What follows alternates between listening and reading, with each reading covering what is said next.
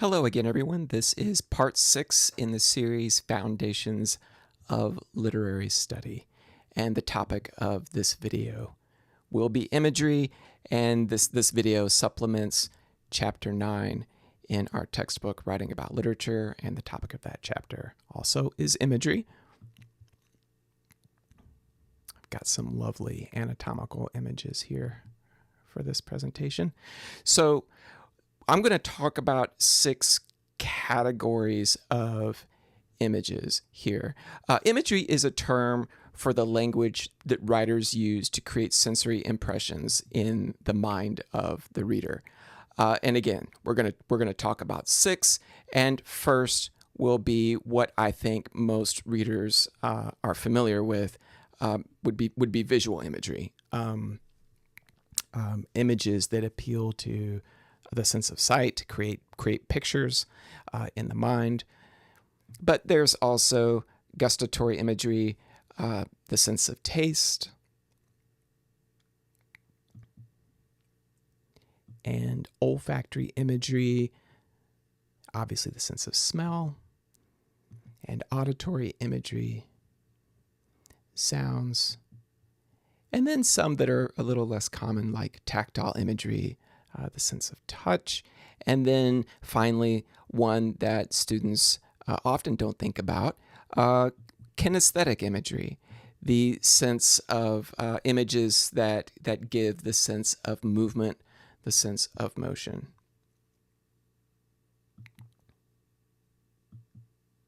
So effective imagery is descriptive. But more than that, it is vivid, it is striking, it is memorable. Not everything that we read is considered effective imagery. Images are not just lists of objects or modifiers. There's got to be something about it that really stands out, that makes it vivid to our imagination. Certain figures of speech, like similes and metaphors, which we will talk about in the next video in this series, often rely on really effective imagery. So that's something to keep in mind for chapter 10 and the next video. Finally, I want to talk a little bit about something called synesthesia. This is a particularly memorable, often really startling use of imagery in which one sense modality is perceived or described in terms of another. So, for instance, hearing a color or seeing a smell. Some poets do this quite often. Edgar Allan Poe is very fond of it. The example I'm going to give is from Emily Dickinson's poem number 591, I Heard a Fly Buzz. And this is, I think this is a really nice, concise illustration of synesthetic imagery. The line is about the sound of the fly, the buzz, which is an obvious auditory image. But if you look at the words that Dickinson uses to modify that sound, there's blue, so there's the visual component, and then most interestingly, I think, is the word stumbling, which gives, I think, a sense of movement, a sense of motion to the sound. And that makes this, I think, a really good illustration of synesthetic imagery. So, thinking about Macbeth, obviously Shakespeare, the fountain of Western poetry, English poetry, lots of imagery in Macbeth, as in all of his plays.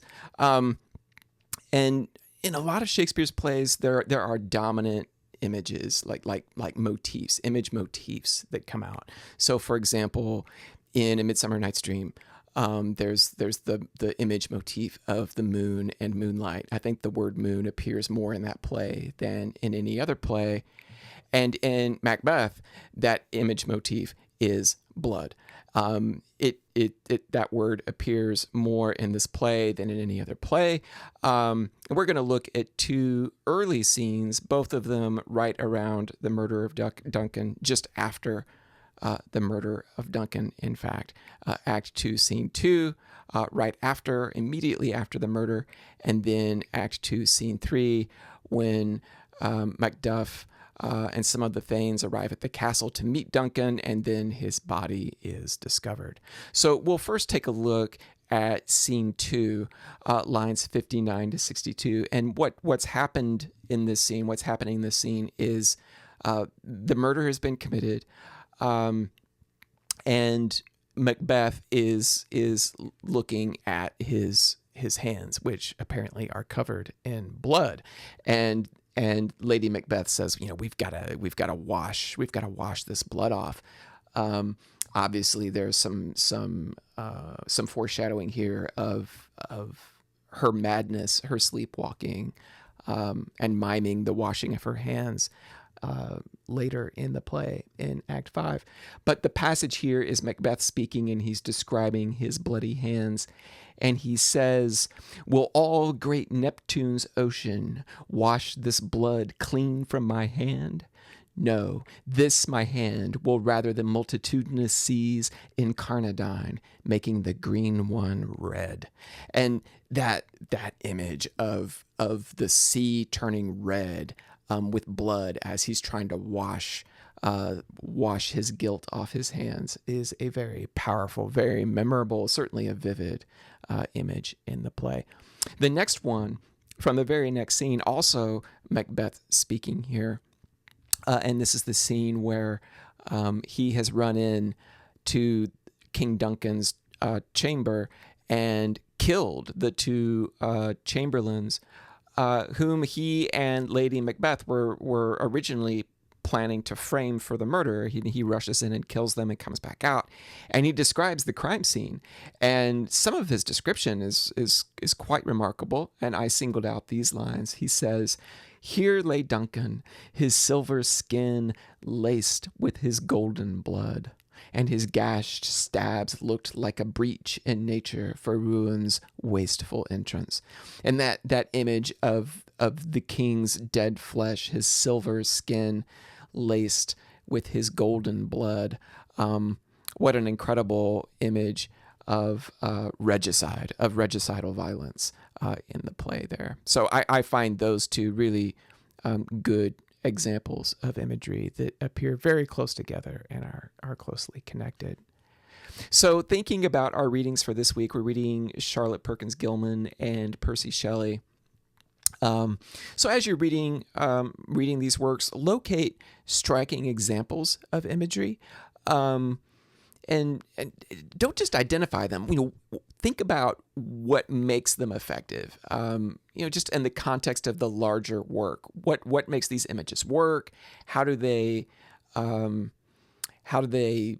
magnify or elaborate on themes in the story or the poem?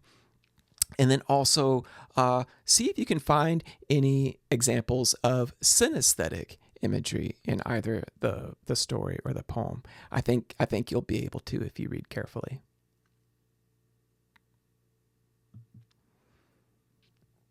And that concludes this video on imagery.